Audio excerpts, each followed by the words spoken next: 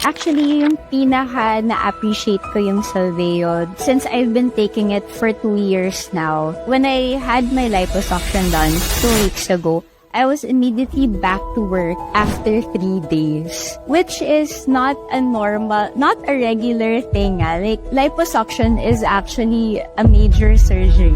Talagang bugbog ka. Even my patients are all like, "Doc, sure ka? Ayaw mo mag-work." The recovery has been faster. Sa lahat ng lumalaban sa buhay, sa lahat ng gustong umasenso, sa lahat ng gustong umunlad ng kanilang pamumuhay, ito lang ang mensahe ko sa inyo.